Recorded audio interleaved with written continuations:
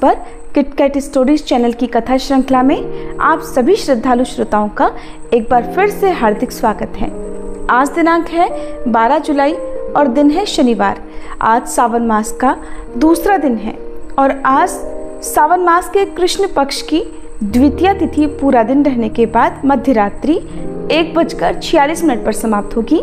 इसके बाद में तृतीय तिथि प्रारंभ हो जाएगी और इसके अलावा आज उत्तराषाढ़ा नक्षत्र और श्रवण नक्षत्र का संयोग भी बन रहा है। उत्तराषाढ़ा सुबह 6:36 तक, बाद में श्रवण नक्षत्र प्रारंभ हो जाएगा। राहु काल सुबह 9 बजे से 10:30 बजे तक रहेगा। ब्रह्म मुहूर्त सुबह 4:17 से 5:05 तक। सूर्योदय का समय सुबह 5:53 और सूर्यास्त का समय होगा शाम 7:12 पर। चंद्रोदय रात 8:41 पर होगा। आज की कथा से पहले हम सबसे पहले श्रद्धा सहित ध्यान करते हैं भगवान शिव का, जो भोले हैं, सहज हैं और भक्तों पर शीघ्र प्रसन्न हो जाते हैं। माता पार्वती का, जो अटल नारी शक्ति की प्रतीक हैं और जिनकी कृपा से भक्ति में स्थिरता आती है। और आज की विशेष प्रार्थना शनिदेव के चरणों में अर्पित करते हैं, जो हमारे कर्मों के न्यायाधीश हैं और जिनकी दृष्टि से कोई बच नहीं सकता। हे करुणा सागर शिव शंभो, हे जगदम्बा गौरी माता, हे धर्म के रक्षक शनिदेव, हम सब आपकी शरण में हैं। हमारे जीवन के पाप, दोष और दुखों को हरें और हमें ऐसा विवेक, भक्ति और धैर्य प्रदान करें जिससे हम अपने जीवन को सही मार्ग पर चला सकें। शनिदेव से विनम्र प्रार्थना है कि आपकी दृष्टि कृपा में परिवर्तित हो और हमारे जीवन में संयम, कर्मनिष्ठा और सत्य का उदय हो। आज फिर आप सबसे अनुरोध है, इस कथा यात्रा के हर चरण में हमारे साथ बने रहें। कथा को अंत तक सुने और इस ज्ञान, श्रद्धा और पुण्य की धारा को आगे बढ़ाने के लिए वीडियो को लाइक, कमेंट और शेयर भी अवश्य करें। आइए सबसे पहले सुनते हैं शनिदेव की कथा। एक बार की बात है कि सभी नवग्रहों में, जिनमें सूर्य, चंद्र, मंगल, बुध, बृहस्पति, शुक्र, शनि, राहु और केतु में विवाद छिड़ गया कि इन सब में बड़ा कौन है। सभी आपस में विवाद करने लगे, लेकिन कोई निर्णय न निकलने पर देवराज इंद्र के पास वे निर्णय कराने पहुंचे। सभी ग्रहों को अपने सामने उपस्थित देखकर इंद्रदेव घबरा गए। फिर उन्होंने निर्णय करने में अपनी असमर्थता जताई, परंतु उन्होंने ये भी कहा, इस समय पृथ्वी पर राजा विक्रमादित्य का राज है, जो कि अति न्यायप्रिय हैं। वे ही इसका निर्णय कर सकते हैं। तब सभी ग्रह एक साथ राजा विक्रमादित्य के पास पहुंचे और अपना विवाद बताया, साथ ही निर्णय करने के लिए भी कहा। राजा विक्रमादित्य इस समस्या से चिंतित थे, क्योंकि वे जानते थे कि जिस किसी को भी छोटा बताया वही क्रोधित हो उठेगा। तब राजा को एक उपाय सूझा। उन्होंने स्वर्ण, रजत, कांस्य, पीतल, शीशा, रांगा, जस्ता, अभ्रक और लोहे से 9 सिंहासन बनवाए और उन्हें इसी क्रम से रख दिया। फिर उन सबसे निवेदन किया कि आप सभी अपने अपने सिंहासन पर स्थान ग्रहण करें। जो भी अंतिम सिंहासन पर बैठेगा वही सबसे छोटा होगा। इसके अनुसार लौह सिंहासन सबसे बाद में होने के कारण शनिदेव सबसे बाद में बैठे, तो वही सबसे छोटे कहलाए। अब शनिदेव को लगा कि राजा ने ऐसा जानबूझकर किया है, तो वह क्रोध में आकर राजा विक्रमादित्य से बोले, राजा तू मुझे नहीं जानता। सूर्य एक राशि में 1 महीना, चंद्रमा 2.25 दिन, मंगल 1.5 महीना, बृहस्पति 13 महीने, बुध और शुक्र 1-1 महीने विचरण करते हैं, लेकिन मैं 2.5 से 7.5 साल तक रहता हूँ। बड़े बड़ों का मैंने विनाश किया है। श्री राम की 7.5 आई तो उन्हें वनवास हो गया। रावण की आई तो उसकी लंका को वानरों की सेना से हारना पड़ा। अब तुम सावधान होकर रहना।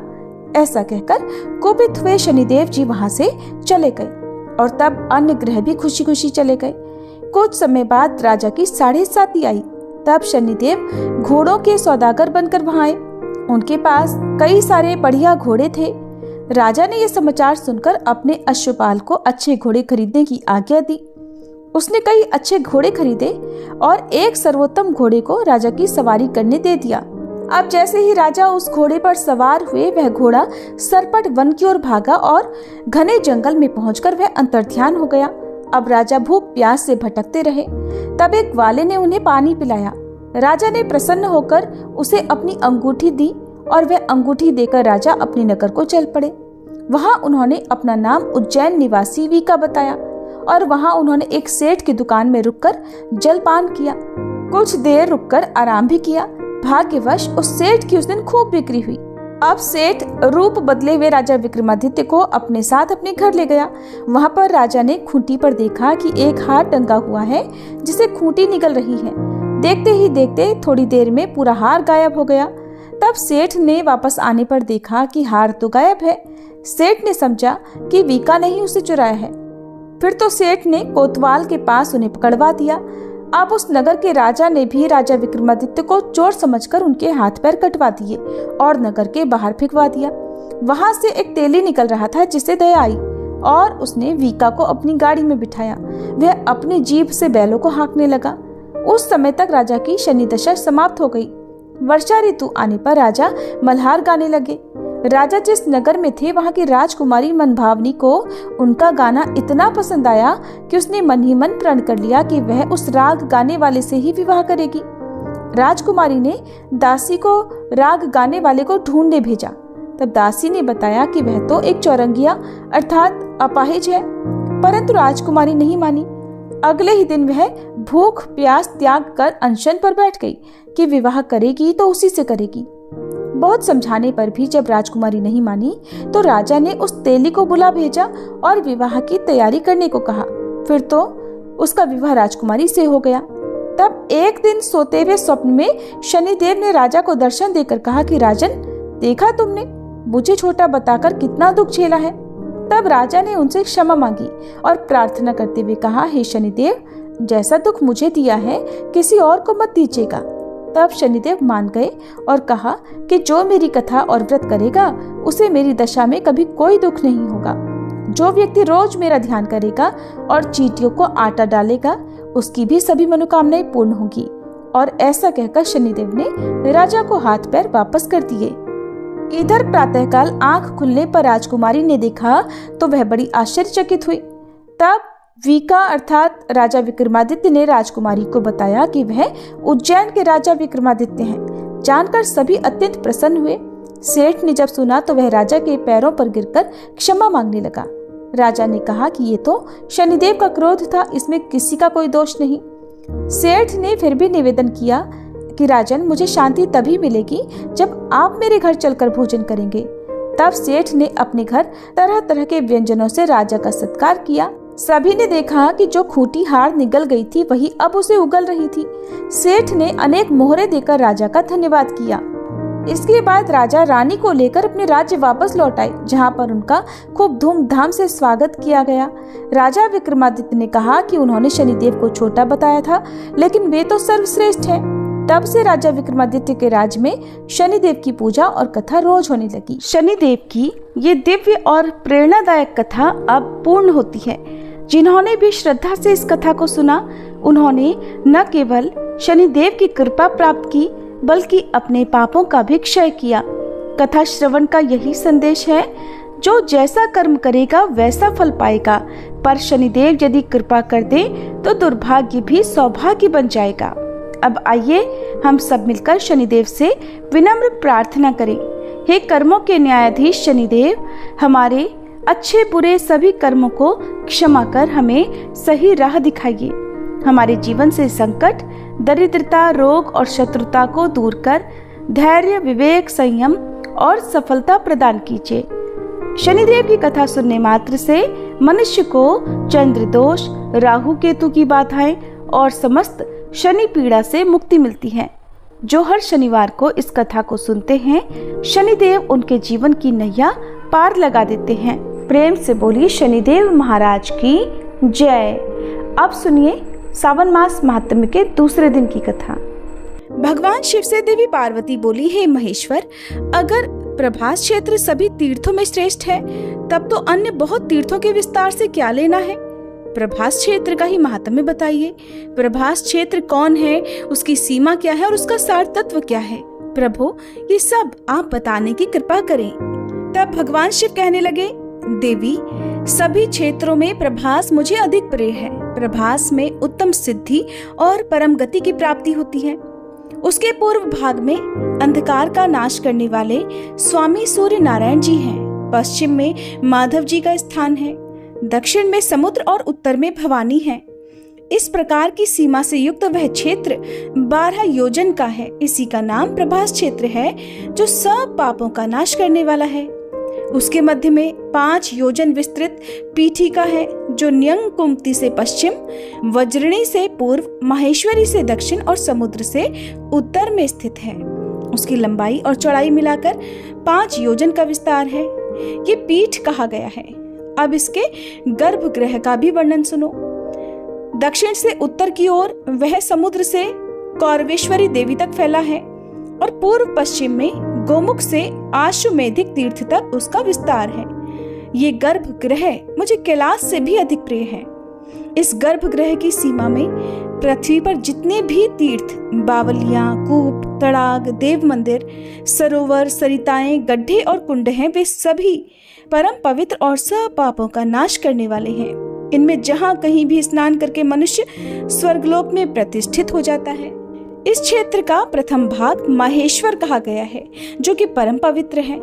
दूसरा वैष्णव भाग और तीसरा ब्रह्म भाग है। ब्रह्म भाग में 1 करोड़ तीर्थ हैं। वैष्णव भाग में भी 1 कोटि तीर्थ हैं। इन दोनों के मध्य में रुद्र भाग या माहेश्वर भाग है। इसमें 1.5 करोड़ तीर्थ हैं।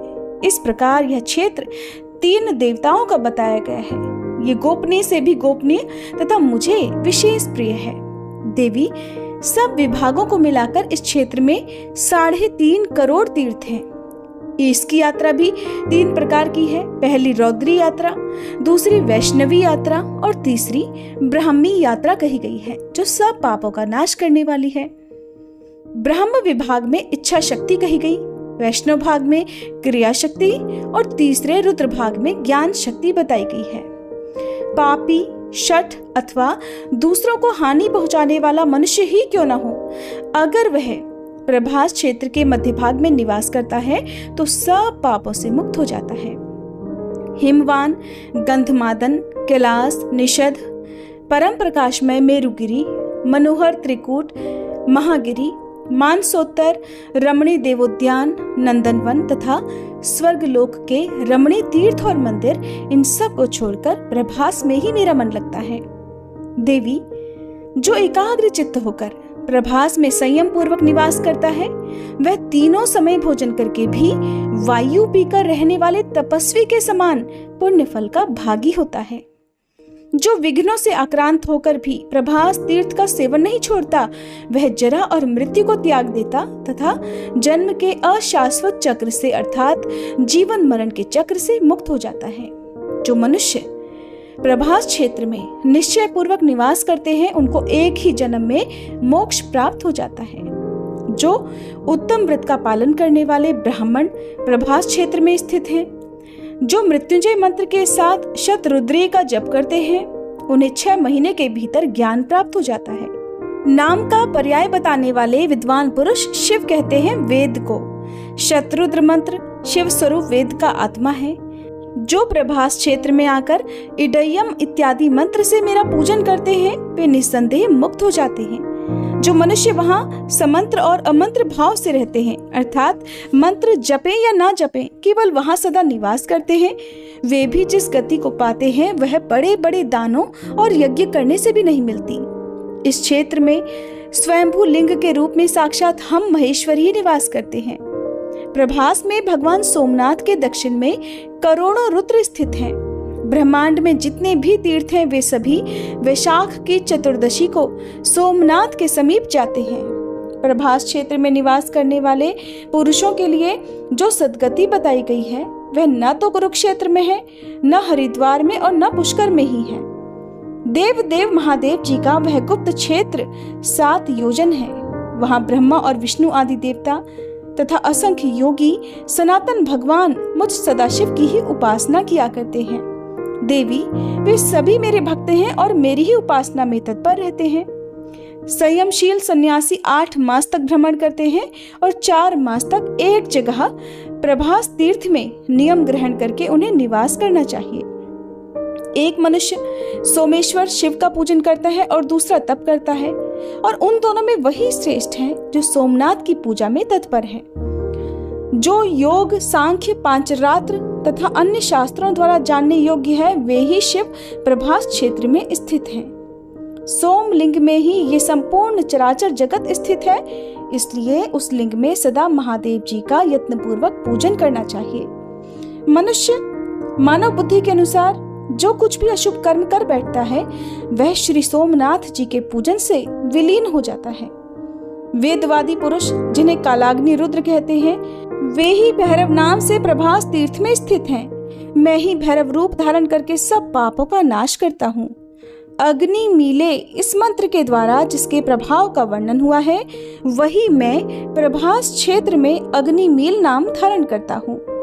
इसके सिवा सब देवताओं ने मेरा वहां नाम कालाग्नि रुद्र भी रखा हुआ है। मेरा एक नाम अग्निशान भी है। इस प्रकार 3 नाम बताए जाते हैं। प्रत्येक कल्प में जो मेरे नाम होते हैं उनकी गणना नहीं की जा सकती, क्योंकि कल्प और ब्रह्मा असंख्य हैं। इस प्रकार यह सोमेश्वर देव का रहस्य परम गोपनीय है।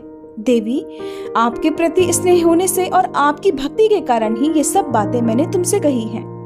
पुरुष, स्त्री, बालक, वृद्ध, नपुंसक, चांडाल, म्लेच्छ, मूर्ख तथा अन्य जो भी निंदित मनुष्य इस पृथ्वी पर निवास करते हैं, वे सब अगर प्रभास तीर्थ में मृत्यु को प्राप्त हो जाते हैं तो मुक्त हो जाते हैं। यहाँ मैंने दक्षिण भाग में विश्वनाथ की और उत्तर में दंडपाणि की स्थापना की है। वे दोनों इस क्षेत्र की रक्षा करते हैं। अन्यान्य गणाध्यक्ष भी मेरी आज्ञा के अधीन होकर इस क्षेत्र की रक्षा करते रहते हैं। उनके नाम इस प्रकार हैं, ध्यान पूर्वक सुनो। महारुद्र, चंडीश, घंटाकर्ण, गोमुख, विनायक, महानाद, काकवक्त्र, शुभेक्षण, एकाक्ष, दुंदुभि, चंड, तालजंघ, भूमिदंड, दंड, शंकुकर्ण, वैधृति, तालदंड, महातेजा, चिपिटाक्ष, हयानन, हस्तिवक्त्र, श्ववक्त्र, विडालवदन, सिंहमुख, व्याघ्रमुख तथा वीरभद्र, ये सब श्री गणेश जी को आगे रखकर देव शिव तथा इस क्षेत्र की रक्षा किया करते हैं। प्रभास क्षेत्र में कुल 1 अरब 11 करोड़ 13 लाख गण निवास करते हैं। वे सभी प्रभास क्षेत्र की रक्षा में तत्पर रहते हैं। अट्टाहस नामक गणाध्यक्ष जो 100 करोड़ गणों के साथ पूर्व द्वार में रहकर इस क्षेत्र की रक्षा करते हैं। घंटाकर्ण नामक गण अन्य 18 करोड़ गणों के साथ दक्षिण द्वार पर रहते हैं। विस्वर नामक गण पश्चिम द्वार के रक्षक हैं तथा दंडपाणि देव सोमेश्वर के उत्तर द्वार पर रहा करते हैं। ईशान कोण में भीषणस्य, अग्नि कोण में छागवक्त्र, नैऋत्य कोण में चंड तथा वायव्य कोण में भैरवानंद रक्षा करते हैं। नंदी, महाकाल, दंडपाणि और विनायक ये मध्य भाग में 100 कोटि गणों के साथ सोमनाथ के अंगरक्षक हैं। इस प्रकार असंख्य गणाध्यक्ष उस क्षेत्र की रक्षा में तत्पर रहा करते हैं। देवी, कलयुग के पातकों से जिनका मन दूषित है, उनके लिए मेरा वह स्थान अगम्य है। मेरे लोक में जो पातालवासी सिद्ध हैं, वे काल भैरव सोमनाथ की परिक्रमा किया करते हैं। पृथ्वी में जो पुण्य तीर्थ, मंदिर और देवता हैं, वे सभी सोमेश्वर देव की परिक्रमा करते हैं। शाकुनी, भारभूति, आषाढ़ी, दंड, पुष्कर, नैमिष, अमरेश्वर, भैरव, मध्यम, काल, केदार, कणवीरक, अट्टाहस, महेंद्र, श्रीशैल तथा गया आदि सभी तीर्थ भगवान सोमनाथ की प्रदक्षिणा तथा उनके लिंग की स्तुति करते हैं। जहाँ प्राची सरस्वती है, वहाँ 10 सहस्त्र अरब तथा 3 करोड़ ऋषि निवास करते हैं। जो मनुष्य यहाँ अपने पाप नाशन के लिए स्नान करेंगे, उन्हें 10 गोदान का पुण्य प्राप्त होगा। वहाँ पर शूल भेद आदि लिंग पूजन करने योग्य हैं। महापापाचारी मनुष्य भी प्राची सरस्वती में प्राण त्याग करके साक्षात शिव को प्राप्त होता है। हे ब्राह्मणों, वहाँ दही और कंबल दान करने चाहिए। ये दान सभी पापों का नाश करने वाला तथा सार से भी सार पुण्य है। ब्राह्म स्थान में एक ब्राह्मण को भोजन कराने से कोटि गुना फल मिलता है। ये जानकर मैं वहाँ प्रसन्नता पूर्वक स्थित रहता हूँ। कलयुग में वहाँ सभी तीर्थ अदृश्य होकर रहते हैं। मनोहर प्रभास क्षेत्र में जहाँ सोमनाथ जी स्थित है, वहाँ मेरे 2 गण उद्भ्रम और संभ्रम रहते हैं। वे वहां रहने वाले दुष्ट लोगों के मन में भ्रम और विभ्रम उत्पन्न कर देते हैं। इस प्रकार वे दुष्ट चित्त वाले प्राणियों से उस क्षेत्र की रक्षा भी करते हैं। जो श्रेष्ठ मनुष्य इस तीर्थ में भक्ति पूर्वक दंड पाणी का दर्शन करते हैं, उन्हें किसी प्रकार का कोई विघ्न नहीं प्राप्त होता। जो ब्राह्मण, क्षत्रिय, वैश्य, शूद्र तथा वर्ण संकर इच्छा या अनिच्छा से उस शुभ क्षेत्र के भीतर मृत्यु को प्राप्त होते हैं, वे सभी मेरा सारूप्य प्राप्त करके मेरे दिव्य धाम में चले जाते हैं। मेरु, सातों द्वीप तथा सातों समुद्रों के गुणों का वर्णन किया जा सकता है, परंतु आदिदेव सोमेश्वर शिव के गुणों का वर्णन 100 कोटि वर्षों में भी नहीं किया जा सकता। जय भोलेनाथ। आज का अध्याय समाप्त हुआ। इसके आगे का वृत्तांत आप सभी अगले अध्याय में सुनिएगा। अब सुनिए शिव चालीसा पाठ और भगवान शिव की आरती। जय गणेश गिरिजासवन, मंगल मूल सुजान, कहत अयोध्या दास तुम, देहु अभय वरदान।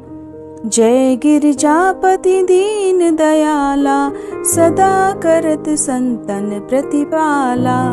भाल चंद्रमा सोहत नीके, कानन कुंडल नाग फनी के। अंग गौर शिर गंग बहाए, मुंड माल तन क्षार लगाए।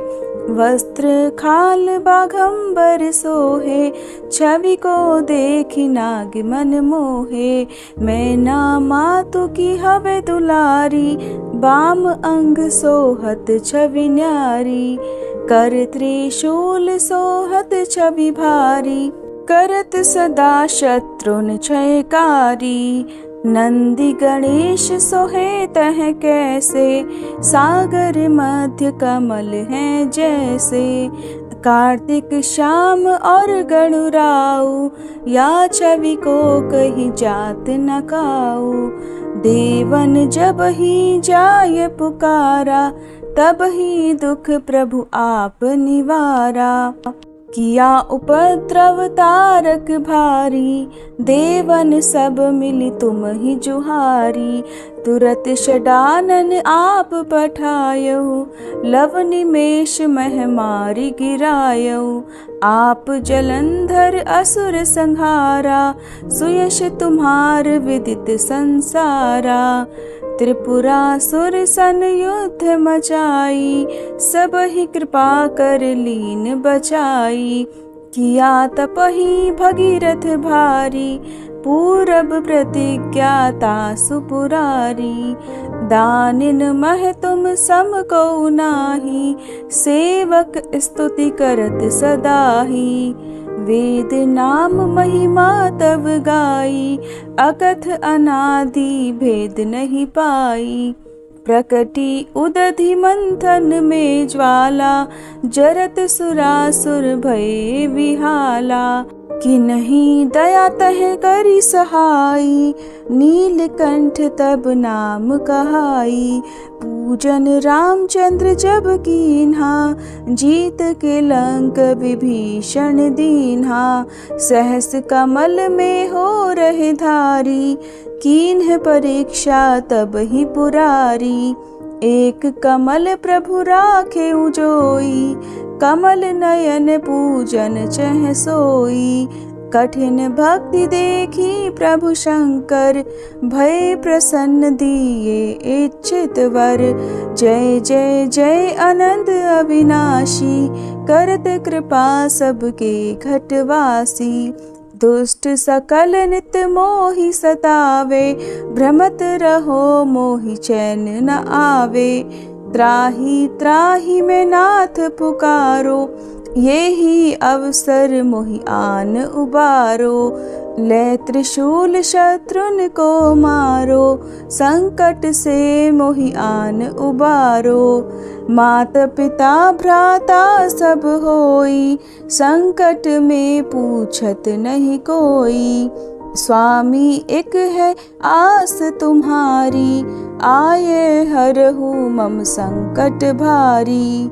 धन निर्धन को देत सदा ही, जो कोई जाचे सो फल पाही। अस्तुति के ही विधि करे तुम्हारी, क्षमहु नाथ अब चूक हमारी। शंकर हो संकट के नाशन, मंगल कारण विघ्न विनाशन। योगी यति मुनि ध्यान लगावे, शारद नारद शीश नवावे। नमो नमो जय नमः शिवाय, सुर ब्रह्मादिक पार न पाए। जो यह पाठ करे मन लाई, तापर होत है शंभु सहाई। ऋनिया जो कोई हो अधिकारी, पाठ करे सो पावन हारी। पुत्रहीन कर इच्छा जोई, निश्चय शिव प्रसाद तेहि होई। पंडित त्रयोदशी को लावे, ध्यान पूर्वक होम करावे। त्रयोदशी व्रत करे हमेशा, ताके तन नहीं रहे कलेशा। धूप दीप नैवेद्य चढ़ावे, शंकर सम्मुख पाठ सुनावे। जन्म जन्म के पाप नसावे, अंत धाम शिवपुर में पावे। कहे अयोध्या दास आस तुम्हारी, जानी सकल दुख हरहूँ हमारी। नित नेम कर प्रातः ही, पाठ करो 40। तुम मेरी मनोकामना पूर्ण करो जगदीश। मगसर छठी है मंत्र ऋतु, संवत 64 जान। अस्तुति 40 शिव ही, पूर्ण कीन कल्याण। ओम जय शिव ओमकारा, स्वामी जय शिव ओमकारा। ब्रह्मा विष्णु सदा शिव, ब्रह्मा विष्णु सदा शिव। अर्धांगी धारा, ओम जय शिव ओमकारा। एकानन चतुरानन, पंचानन राजे, स्वामी पंचानन राजे। हंसासन गरुड़ासन, वृषवाहन साजे। ओम जय शिव ओमकारा। 2 भुज 4 चतुर्भुज, 10 भुज अति सोहे। स्वामी 10 भुज अति सोहे। त्रिगुण रूप निरखता, त्रिभुवन जन मोहे। ओम जय शिव ओमकारा। अक्षमाला वनमाला, मुंडमाला धारी। स्वामी मुंडमाला धारी। चंदन मृग मद सोहे, भाले शशिधारी। ओम जय शिव ओमकारा। श्वेतांबर पीतांबर, बाघांबर अंगे। स्वामी बाघांबर अंगे। सनकादिक गरुड़ादिक, भूतादिक संगे। ओम जय शिव ओमकारा। कर के मध्य कमंडल, चक्र त्रिशूल धारी। स्वामी चक्र त्रिशूल धारी। सुखकारी दुखहारी, जग पालनकारी। ओम जय शिव ओमकारा। ब्रह्मा विष्णु सदा शिव, जानत अविवेका। स्वामी जानत अविवेका। प्रणवाक्षर में शोभित, ये तीनों एका। ओम जय शिव ओमकारा। त्रिगुण स्वामी जी की आरती, जो कोई नर गावे। स्वामी जो कोई नर गावे। कहत शिवानंद स्वामी, रटत भोलानंद स्वामी। सुख संपत्ति पावे। ओम जय शिव ओमकारा। ओम जय शिव ओमकारा। स्वामी जय शिव ओमकारा। ब्रह्मा विष्णु सदा शिव, अर्धांगी धारा। ओम जय शिव ओमकारा।